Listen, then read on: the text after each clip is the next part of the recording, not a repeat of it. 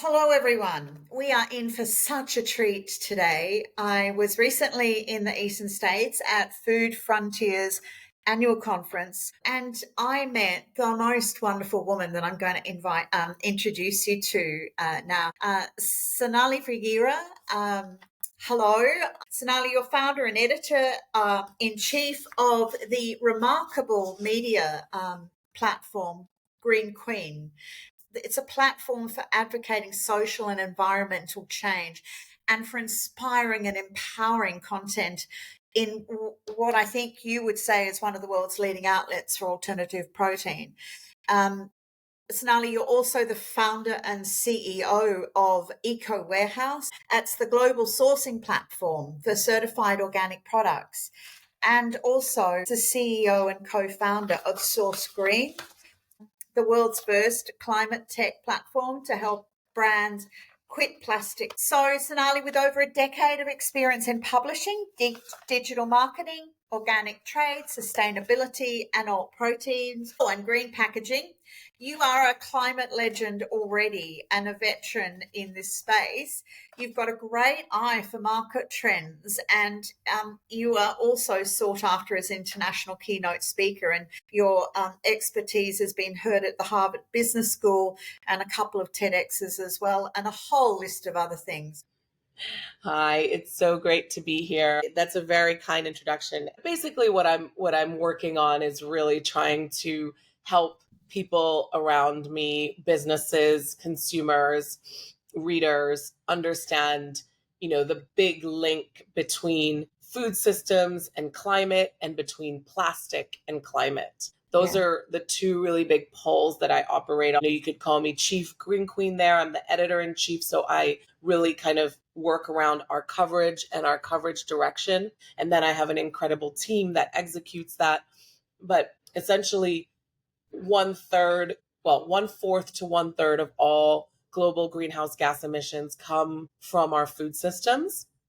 And we just do not talk about it enough. What we try to do at Green Queen is also shine a light on heroes such as yourself, everybody that is working to try and usher in this food system change, be it politicians, ecosystem makers, NGOs, but also startups who are trying to showcase solutions.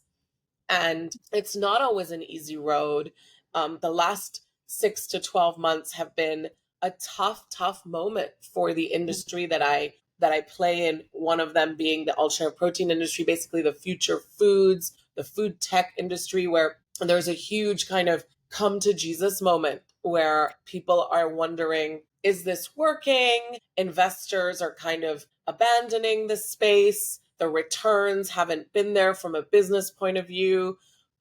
We're realizing that a lot of the solutions that we want to usher in require a lot more than a 10-year time horizon, which is what venture capital funds have. We're not getting the government support that we would love to have compared to electric vehicles and the energy transition. And so it's just becoming very apparent that changing our food system, despite how much we need to do it, is incredibly difficult. And the challenges are so many more than we originally thought. I'd like to just explore one of the points you just raised, because I'm very aware, I heard this at the Food Frontier conference, and you've just also seconded that.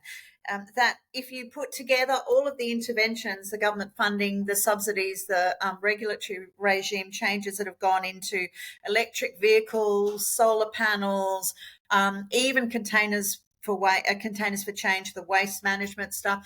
If you put all of the money that's been spent by governments worldwide into a bucket, it would still not be as an effective measure to fight climate crisis as the world's population just doing without meat for one meal a day. There are quite a few numbers around that.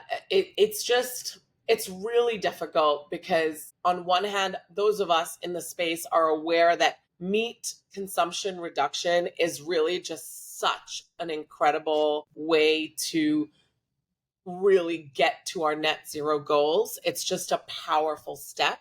But how do we get to that meat consumption reduction? Many people don't agree, and those of us who do agree are just painfully aware just how difficult it is to make that happen. And we have political systems, especially in the democratic global north, that are set up so that leadership changes every few years. And for a lot of what we need to happen, it has to be longer term.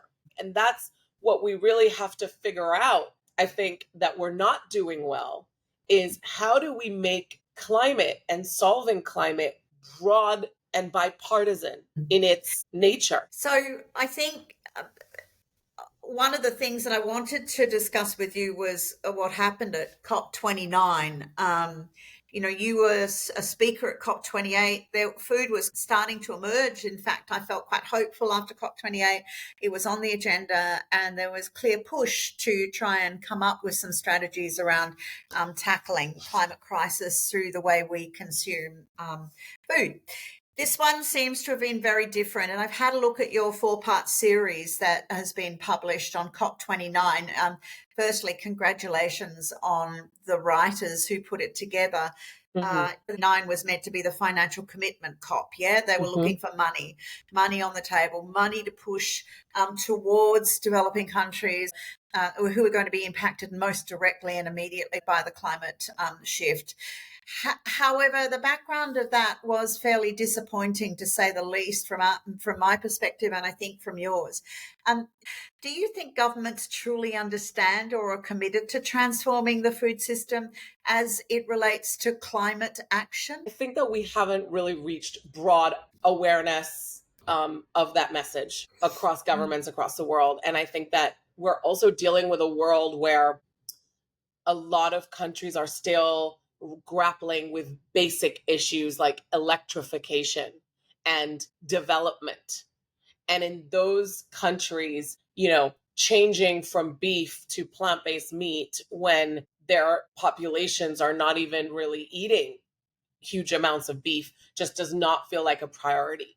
So you could kind of draw an analogy between kind of the work that richer countries need to do to give financing to the poorer countries to cover their toll on emissions for the last 100 years.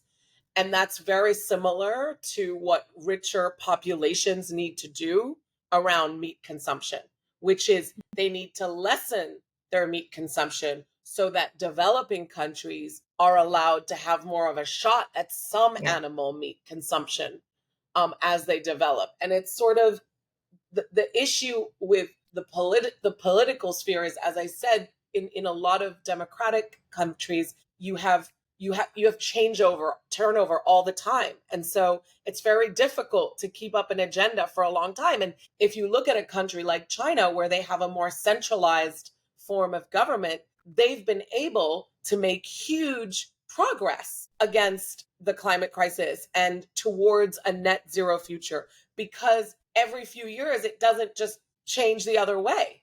And a lot of these issues need long-term planning, right?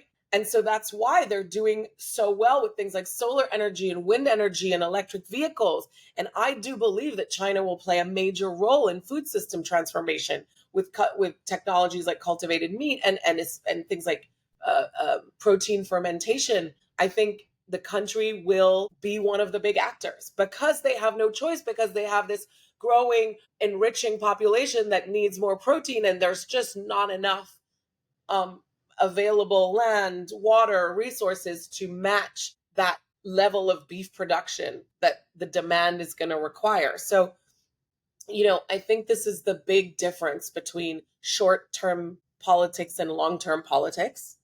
And then if we talk about COP, it's interesting because, I think given the lackluster result, some people may be ready to give up on COP.